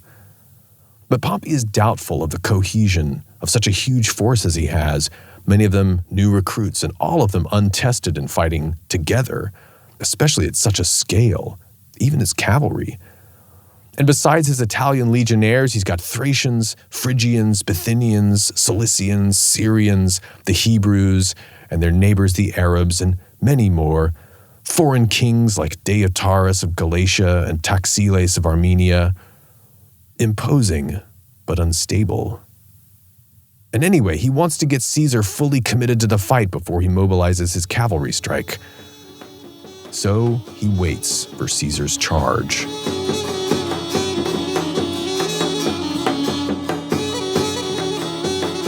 Plutarch again tells about the man who ended up starting the battle. So then, when the Pharsalian plain was filled with men and horses and arms, and the signals for battle had been lifted on both sides, the first to rush out from Caesar's lines was Gaius Crassianus, a centurion in command of 120 men, who was thus redeeming a great promise made to Caesar. For he had been the first man whom Caesar saw as he issued from the camp that day, And addressing him, Caesar asked Crassus what he thought about the battle. The centurion stretched forth his right hand and cried with a loud voice, "Thou wilt win a splendid victory, O Caesar, and I shall have thy praise today, whether I live or die." Mindful now of these words of his, Crassus rushed forward, carrying along many with him, and threw himself into the midst of the enemy. The combatants at once took to their swords, and many were slain. And as the centurion was forcing his way along and cutting down the men in the front ranks, one of them confronted him and drove his sword in at the mouth with such force that its point went through to the nape of his neck. The battle lines crunched together, and Pompey bides his time. He bides his time, waiting for the right moment to send his cavalry, and finally it came. Quote, Pompey's cavalry commanders at last deployed their squadrons with a view to envelop Caesar and to hurl back upon their supporting lines the horsemen whom Caesar had stationed in the front, only a few in number. So this is Pompey's punch. But then Caesar gave a signal. His cavalry suddenly retired, and the cohorts drawn up in secret to oppose the enveloping movement ran out, the 3,000 men, and confronted their enemies, and standing close by the horses as they had been directed, they thrust their javelins upward, aiming at the faces of the riders. Roman cavalry wore open-faced helmets to allow better visibility. These horsemen, since they were without experience in every kind of fighting, and did not expect or even know anything about such a thing as this, had neither courage nor endurance to meet the blows which were aimed at their mouths and eyes, but wheeling about and putting their hands before their faces, they ingloriously took to flight. And note how this exposes Pompey's wing dangerously. Then Caesar's soldiers, allowing these to make their escape, advanced upon the enemy's infantry, attacking at just that point where the wing, left unprotected by the flight of the cavalry, could be surrounded and enclosed. And since this body, the ambush force, attacked them on the flank, while at the same time the famous 10th Legion fell upon their front, the Republican forces did not stand their ground nor even hold together, for they saw that, while they were expecting to surround the enemy, they were themselves being surrounded. End quote. Pompey tries to encourage his men and hold the line, and the Italian legionnaires fight bravely and stand firm for a long time, as Caesar's men grind down their narrow side edge. But at last, they buckle, and a rout begins. Here's Plutarch on what Pompey did next. What thoughts passed through his mind it is difficult to say, but he was most like a man bereft of sense and crazed, who had utterly forgotten that he was Pompey the Great, and without a word to anyone, he walked slowly off to his camp, exemplifying those verses of Homer where Ajax retires before Hector and the Trojans. But Zeus the Father, throned on high, in Ajax stirred up fear. He stood confused, and behind him cast his shield of 7 ox hides, and trembled as he peered around upon the throng. In such a state of mind, Pompey went to his tent and sat down speechless, until many pursuers burst into the camp with the fugitives, and then he uttered just a single phrase, "What? Even to my quarters?" And without another word he rose up, took clothing suitable to his present fortune, and made his escape. When Caesar's troops captured the camp, they beheld the vanity and folly of the enemy, for every tent was wreathed with myrtle boughs and decked out with flowered couches and tables loaded with beakers. Bowls of wine were also laid out, and the preparation and adornment were those of men who had sacrificed and were holding festival, rather than of men who were arming themselves for battle. With such infatuated hopes and such a store of foolish confidence did they go forth to war. Pompey's fate parts ways with the other Optimates at this point. Of the leading Optimates, Domitius Ahenobarbus was the most noteworthy one, who fell at Pharsalus. Caesar's men tracked him down as he was fleeing into the hills, and according to Cicero, it was Mark Antony himself who put the proud man out of his misery.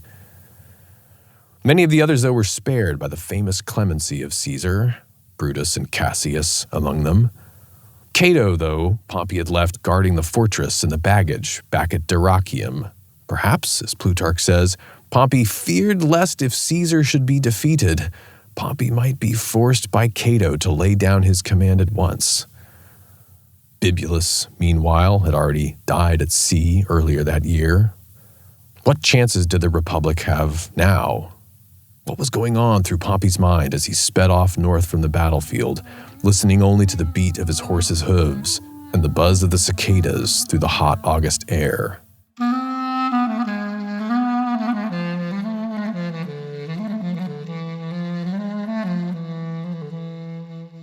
I'll let Plutarch tell the story, for the most part, of what happened to Pompey next. But Pompey, when he had gone a little distance from the camp, gave his horse the rein, and with only a few followers, since no one pursued him, he went quietly away, indulging in such reflections as a man would naturally make who for 34 years had been accustomed to conquer and get the mastery in everything, and who now for the first time in his old age got experience of defeat and flight. He thought how in a single hour he had lost the power and glory gained in so many wars and conflicts. He who a little while ago was guarded by such an array of infantry and horse, but was now going away so insignificant and humbled as to escape the notice of the enemies who were in search of him. After passing by Larissa, he came to the Vale of Tempe. This is a famous canyon that connects the plain of Thessaly to the coast. And there, being thirsty, he threw himself down on his face and drank from the river. Then rising up again, he went on his way through Tempe and at last came down to the sea. There he rested for the remainder of the night in a fisherman's hut. At early dawn he went aboard a riverboat, taking with him such of his followers as were free men, but bidding his slaves to go back to Caesar and to have no fear. Then he coasted along until he saw a merchant ship of goodly size moored near the shore, about to put out to sea, the master of which was a Roman, who, though not intimately acquainted with Pompey, nevertheless knew him by sight. His name was Peticius. And here Pompey waves down this boat. This man Peticius, as it happened, had dreamed the night before that Pompey, not as he had often seen him, but humble and downcast, was addressing him. Peticius was just telling this dream to his shipmates, as men who are at leisure are accustomed to discuss such matters, when suddenly one of the sailors told him that he saw a riverboat rowing out from the shore, and some men in it waving their garments and stretching out their hands toward them.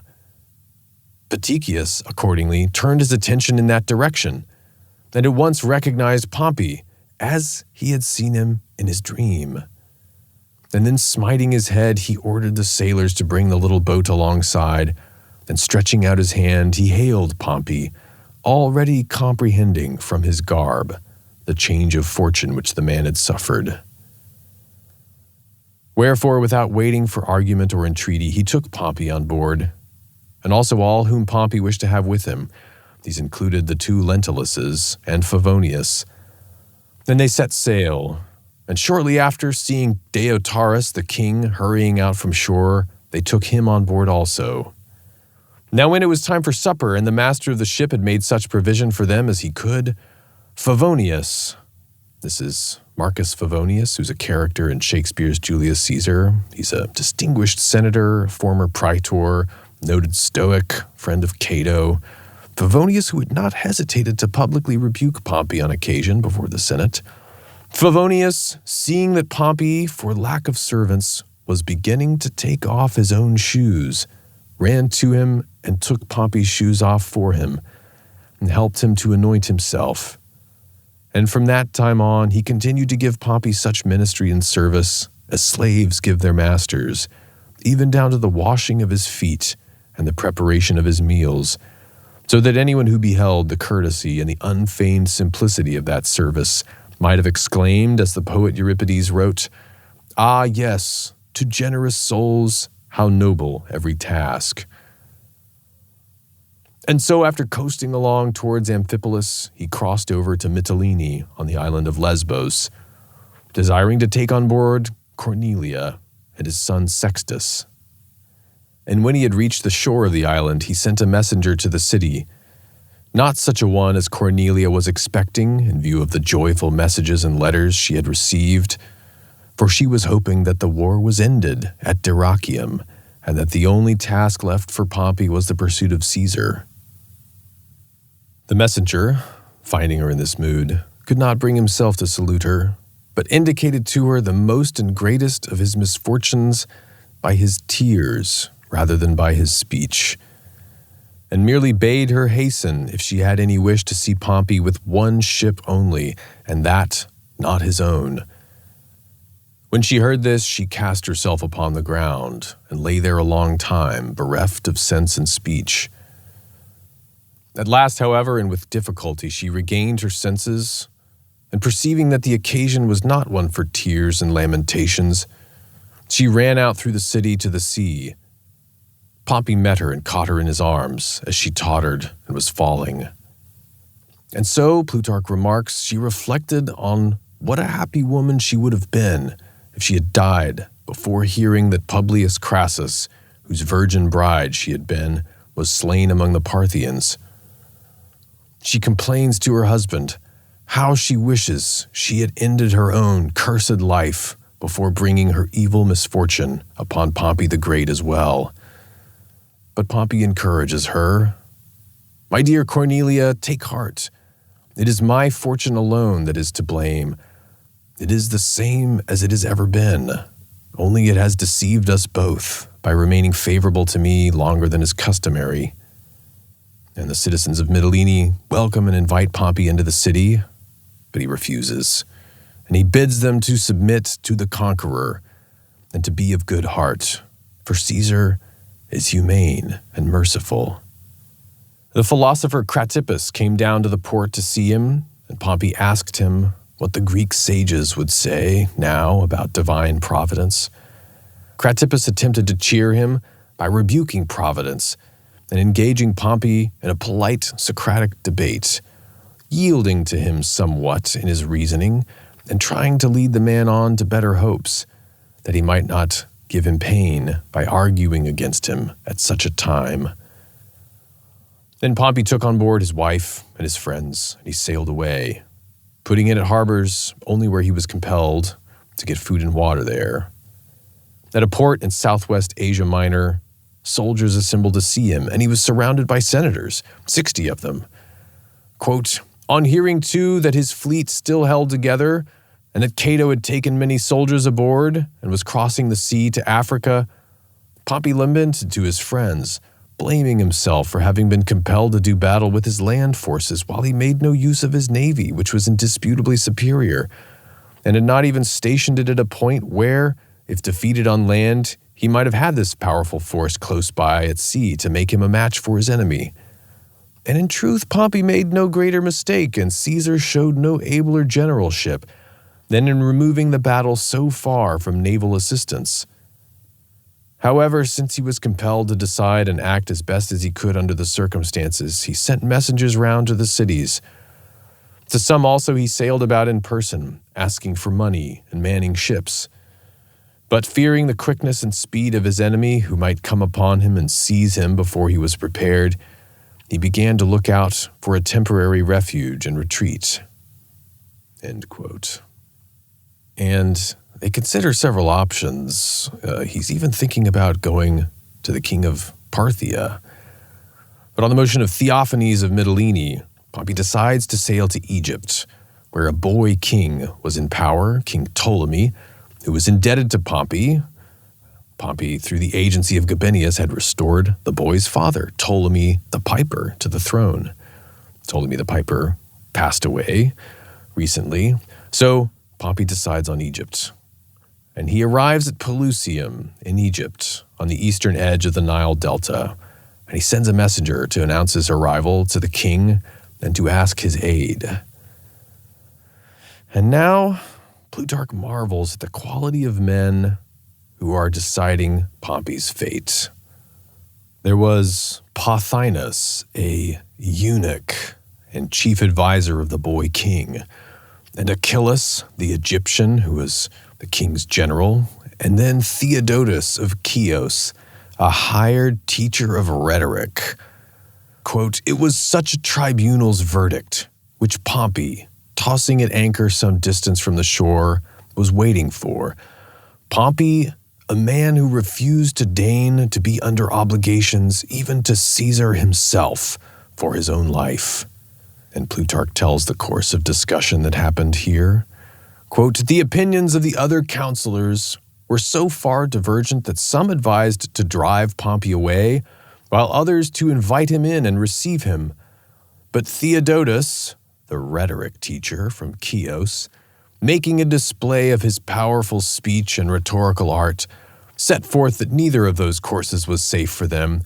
For if they received Pompey, they would have Caesar for an enemy and Pompey for a master, while if they rejected him, Pompey would blame them for casting him off, and Caesar for making him continue his pursuit. The best course, therefore, was to send for the man and then put him to death. For by doing so they would gratify Caesar and have nothing to fear from Pompey. To this he smilingly added, we are told, a dead man does not bite." Continuing here, having determined upon this plan, they entrusted the execution of it to Achillas, this is the chief Egyptian general. So Achillas took with him a certain Septimius, who had once been a military tribune of Pompey's, and Salvius besides, a centurion with 3 or 4 servants, and came to the shore and put out toward the ship of Pompey. Now all the most distinguished of Pompey's fellow voyagers had come aboard his ship to see what was going on. Accordingly, when they saw a reception that was not royal, nor splendid, nor in accordance with the hopes of Theophanes, but a few men sailing up in a single fishing boat, they viewed this lack of respect with suspicion, and advised Pompey to have his ship rowed back into the open sea while they were still beyond the reach of missiles. But meanwhile the boat drew near, and first Septimius rose up and addressed Pompey in the Roman tongue as imperator. Then Achillas saluted him in Greek and invited him to come aboard the boat, telling him that the shallows were extensive and that the sea, which had a sandy bottom, was not deep enough to float a trireme. At the same time, some of the royal ships were seen to be taking their crews aboard, and men-at-arms were occupying the shore, so that there seemed to be no escape even if they changed their minds. And besides, if Pompey were to try to sail off, this very lack of confidence might give the murderers an excuse for their crime. Accordingly, after embracing Cornelia, who was bewailing his approaching death, he ordered 2 centurions to go into the boat before him, and one of his freedmen, named Philip. And while Achillas was already stretching out his hand to him from the boat, Pompey turned to his wife and son and repeated the verses of the poet Sophocles. "Whosoever unto tyrants takes his step, their slave he is, even if he be a free man when he goes." After these last words to his friends, Pompey went into the boat. And since it was a long distance from the trireme to the land, and none of his new companions in the boat had any friendly word for him, turning his eyes upon Septimius, he said, "Surely I am not mistaken, and you are an old comrade of mine." Septimius merely nodded, without saying a word to him or showing any friendliness. So then, as there was profound silence again, Pompey took a little roll containing a speech he had written in Greek, which he had prepared for his use in addressing Ptolemy, and he began to read through it. And as they drew near the shore, Cornelia, together with his friends, stood on the trireme watching with great anxiety for the outcome, and began to take heart when she saw many of the king's people assembling at the landing as if to give him an honorable welcome. But at this point, while Pompey was clasping the hand of his friend Philip so that he might rise to his feet more easily, Septimius, from behind, ran his body through with a sword. Then Salvius next, and then Achillas drew their daggers and stabbed him. And Pompey, drawing his toga down over his face with both hands, without an act or a word that was unworthy of himself, but merely a deep sigh, submitted to their blows, being 60 years of age less one, and ending his life only one day after his birthday.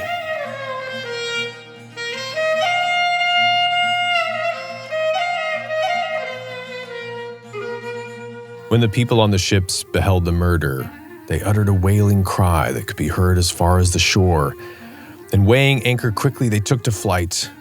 And a strong wind came to their aid, and they hastened out to sea, so that the Egyptians, though desirous of pursuing, turned back. But the Egyptians cut off Pompey's head and threw the rest of his body unclothed out of the boat, and left it for those who craved so pitiful a sight. Pompey's freedman, Philip, however, stayed by the body until he and the others had taken their fill of gazing. Then he washed it in sea water, wrapped it in a tunic of his own, and since he had no other supply, he searched along the coast until he found the remnants of a small fishing boat. Old stuff, yes, but sufficient to furnish a funeral pyre that would answer for an unclothed corpse, and indeed, not an entire one. As he was gathering the wood and building the pyre, there came up a Roman who was now an old man, but who in his youth had served his first campaigns with Pompey, and said, "Who art thou, my man, that thinkest to give burial rites to Pompey the Great?" And when Philip said that he was his freedman, the man said, "Then thou shalt not have this honor all to thyself. Let me too share in a pious privilege thus offered, that I may not altogether regret my sojourn in a foreign land, if in return for many hardships I find this happiness at least, to touch with my hands an array for burial, the greatest of Roman imperators." Such were the obsequies of Pompey. But not long afterwards, Caesar came to Egypt and found it filled with this great deed of abomination. From the man who brought him Pompey's head, he turned away with loathing, as from an assassin. And on receiving Pompey's seal ring, he burst into tears. The emblem on it was a lion, holding a sword in his paws. Achillas the general and Pothinus the eunuch he put to death. The young king himself, moreover, was defeated in battle along the river and disappeared. Theodotus the sophist, however, escaped the vengeance of Caesar, for he fled out of Egypt and wandered about in wretchedness and hated of all men. But Marcus Brutus, after he had slain Caesar and come into power, discovered the man in Asia and put him to death with every possible torture. The remains of Pompey were taken to Cornelia, who gave them burial at his Alban villa. Thanks for listening. Stay strong. Stay ancient. This is Alex Petkus. Until next time.